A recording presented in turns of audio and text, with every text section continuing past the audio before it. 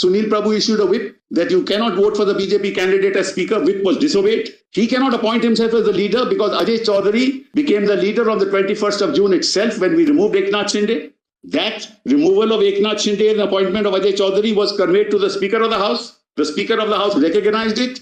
So how could the governor call Eknath Shinde? Who is Eknath Shinde? I'm talking in constitutional terms. Argument is Eknath Shinde was the group leader. Where was it? Under which law? Which group? You can't arrogate yourself the powers of the party. Sitting in Assam, being entertained by another party, publicly saying that another party is fully supporting me, and changing the constitution of the House as if you are the political party. So before you, they say, I am the political party. And before the election commission, they say, I am a faction. Because if he is the political party, he need not go to the election commission. Why is he going to the election commission? He says there's no difference between the legislative party and the political party, which is a mockery of the 10th schedule itself. Because the whole purpose, Malaj, of differentiating was that members of the legislative party will not do acts which amount to voluntarily giving up membership of the party or vote against the whip, which will result in defection. The whole purpose of the 10th schedule is to differentiate between the legislative party and the political party. And the whole argument is there is no difference between the legislative party and the political party. I am the political party. But if you are the political party, why did you move the election commission? Well, let's take, for example, 3 people out of 5 belonging to the Congress party. They are a majority. They go to the governor of Goa and say, I am the political party.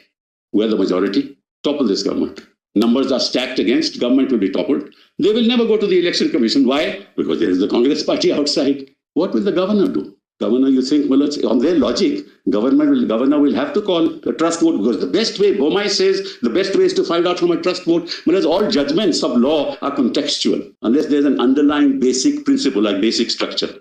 This is a mockery, Malaj, that's happening in our country. And I said, Malaj, and I repeat it, it's not about Maharashtra. It's about Meghalaya, it's about Manipur, it is about tomorrow Uttar Pradesh, it is about anything can happen anywhere if you allow this to happen. It's about our future. So they never say that they are the party. Even if that, your ladyship will remember that document on the 28th of June that was read. First of all, Madam, let me disabuse you of this whole thing about violence. On the 27th, when we moved this court, and the governor is arguing, Madam, on the 28th, there was a danger, there will be dead bodies, there will be post-mortem. When on 27th, a statement has been made by Mr. Chitnis, who represents the Maharashtra government, under the supervision of the Supreme Court, can anybody say that, look, dead bodies will be sent for post-mortem? This is the 27th June order, and that was repeated again and again and again. Whereas if I were to go through the newspaper reports and what they have said in Assam, that your lordships are not going to enter into that. When your lordships did not grant us stay, fine, no issue. But we went to the election commission, we told the election commission that, look, these are the very 39 people whose candidature as a member of the Legislative Assembly is subject to the Supreme Court. So please don't decide this matter till that is decided. No state did not mean that you decide no matter what happens. They misinterpreted that order deliberately, not the commission, but the other side. And said, no, Supreme Court has said, no state, you have to decide. And then what did the election commission do? On the basis of these 39, they've got the symbol. Only on the basis of these 39. So what are we here today? Today they argue, now we are the party. Because you've got the symbol. So on 27th of June, we are put in difficulty. 29th of June, we are put in difficulty. And then in September, when your lordships pass this order, they misinterpret it. 27th September. Next point is, Malaj, they have been saying that under the mandatory rules, 7 days notice ought to be given. Correct, Malaj? How many days notice have they got now? They have not filed reply till date. And see the injustice caused to us, Malaj, in this process. So they don't file a reply. Now they say go back to the speaker. And Malaj, there is no one fact which is not admitted on both sides. That they have 34, majority in the legislative party, admitted. We don't deny it. That they were sitting in Assam, they admit. That they sent that resolution throwing out Sunil Prabhu, they admit. That they appointed Gogavale, they admit. And what's interesting is in that resolution that they sent where your lordship said the only 2 prayers that are made are that Gogavale is appointed. But see the language as far as Eknath Shinde is concerned. He continues to be the leader. The word continue. But how did they realize that the word continue has to be used? Because we had removed him on 21st. And on 22nd, they dated the letter 21st and sent it to the speaker, received by the speaker on the 22nd at 11:30 a.m. So they knew that Eknath Shinde had been removed.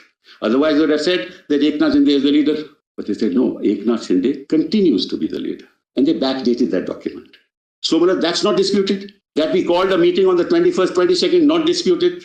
We told them if you don't attend, consequences will follow, not disputed. On 24th, we had a council meeting, not disputed. They said, but nobody called the council meeting. We'll hold a parallel meeting of our own, not disputed. What is disputed? That on the 28th, the governor received these documents which have been placed before your lordships, not disputed. That he called for a floor test, not disputed. That he resigned, the chief minister, then chief minister resigned, not disputed. That he went to the governor along with Mr. Fadnavis, not disputed. That he was sworn in, not disputed. That there was a trust vote and we issued a writ, not disputed. That they voted against the writ, not disputed. What is disputed? From the beginning to the end, the whole process is clearly political. And I want to know, your lordship knows about it, that a whip is appointed at the instance of the political party and conveyed to the speaker. That's conveyed to the speaker. How is the governor talking about the whip being Gogavle? Governor spoke of not Gogavle. Gogavle being the whip. Spoke of leader of the house, right? That also. How is he? He was the whip. I think also leader of the house. Leader of the house, Shinde. Yes. No, how is he concerned with it? He is not there to appoint the leader of the house or to recognize. He says a purported appointment of Ajay Chaudhary is illegal. How is he concerned with this? See all this, the letter that he is sending to the faculty. Governor's letter? Yes. Governor is saying all this. You're referring to para 3? Yes, para 3. That is his letter to Uddhav Thackeray. Yes. Yes. For holding the trust. So why is he? Yes, correct. Correct. And he's saying all this. How is he concerned? And if they continue to be the Shiv, I'm grateful to your lordship when your lordship asked. If he is the Shiv Sena, then where is the loss of confidence? There's no loss of confidence then. What he's doing is he's recognizing 34 people to be a faction. And on the basis of that recognition, then determining that there should be a trust vote. That's what he's doing. The fact of the matter is in law, he cannot recognize. And neither Bomai, nor Shivraj Chauhan, nor any of those judgments will come into way. The solicitor argued towards the latter part. He said that what they said in their letter was that we wanted to withdraw support from the MVA government. Yeah. So he said this in effect was therefore a withdrawal of support to the government. Let's assume, Malat. I will assume that against me. That can happen in any situation, Malat. Any 2 people, 4 people, 7 people, 12 people, 30 people can withdraw support. They may be members of the legislature. That is why the whole purpose, Malat, of the Constitution, Article 170 onwards, and to only recognize political parties, the whole purpose is that. That's why Kyoto says, Malat, that you cannot, you don't have any other identity. Integrity of the political party and the political process. That's why I will accept all that, Malat. That's exactly the Ayaram Gayaram test. That anybody can walk out. The difficulty arises in an emerging situation. This is the question that's been troubling. In an emerging situation, suddenly during the process of the existence of the Legislative Assembly, there is this kind of a dissension. Take, for example, this very case.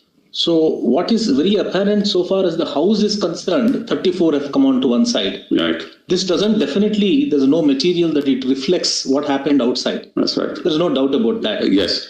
But in a situation, perhaps is it possible? How does one, let us say the speaker, when such a thing is placed before him, would he also take into account or merely adjourn the case, asking the parties to go back to the election commission and get it proved? Yes, but then I was going to come to that. But let's forget this case. Let's take a case where people, I don't take for granted what that letter says on the 22nd, that the electorate is unhappy.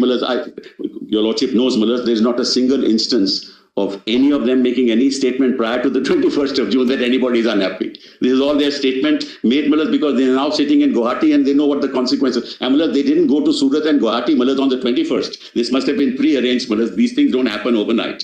But be that as it may, I don't want to enter into the politics of it. But your lordship is right, it is correct, but that these things will happen. But what is to be done? What is to be done is if you are a faction and you go to the governor will say, I can't recognize you. You want to say you are the political party, Now forget this case. You go to the election commission. You say you are a faction. I am the political party. Supposing you had gone to the election commission and done that and then attempted to change, no problem. First, the commission would have decided. In the meantime, the disqualification petitions would have been heard. That's the constitutional. And don't connect one with the other. Then the disqualification would have been decided. Then they wouldn't have been able to go to the commission because you're deemed to have given up membership of the party. And forget, so there may be no dispute at all, Why do you say there's a faction in the legislative party?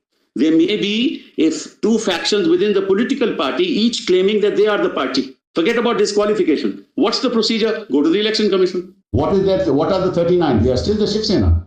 So then he recognizes the split. That's the problem. That's why the 10th schedule, that's why the whole paragraph. This is the issue. When 3 was eliminated, it was only for the purposes. Deleted, it is only for the purposes. Majority or minority, you can't destabilize an elected government. And constitutional morality was the linchpin. So let's say, and that's why I told your lordships, ideally the governor should have said, no further action, get your disqualification decided, then I will see. I told that to your lordships earlier. But suppose the speaker doesn't decide. But listen. Suppose disqualification questions are not decided at all. In the meantime, the governor is satisfied. Correct? On the basis of the material he correct? Can't. Well, that's not his job. It's the no confidence motion in the House. How is the government satisfaction after election doesn't arise? Well, I'm sorry. As a constitutional principle, it doesn't arise. Don't give that discretion to the governor. You will have toppling governments every other day. First the ED will go, then the CBI will go, then the governor will exercise discretion and governments will be toppled. How's the discretion? So speaker versus governor. Speaker versus governor, as I had said. So the flip side of it is that without any chance for all that to be panned out, the speaker shows over anxiety to take up the matter and immediately disqualify all those who are intending to. Well, the speaker should decide. Your lordships have now said within 3 months. This is the judgment of this court. That within 3 months, speaker must decide. Normally earlier, but latest within 3 months. Justice Nariman's judgment, well, No, I was telling you about the flip side of it. Is on the one hand, yes, governors over anxiety saying that, okay, you prove the majority. Right. On the other hand, we have a speaker exercising that discretion and says, now come on, you immediately show, I will disqualify all of you. So these are the two constituencies. One is subject to judicial review, the other is not. Difference is one is subject to judicial review, the other is not. All are subject to judicial review. No, but once a new government is formed, if he calls for a trust, new government is formed, what judicial review? True. Remedy is a different matter. I agree with you that there is a remedy. Yeah. But really speaking, it's there. And what we need to interpret is the scope of the jurisdiction of the governor and the scope of the jurisdiction of the speaker also. The speaker, of course, the scope of jurisdiction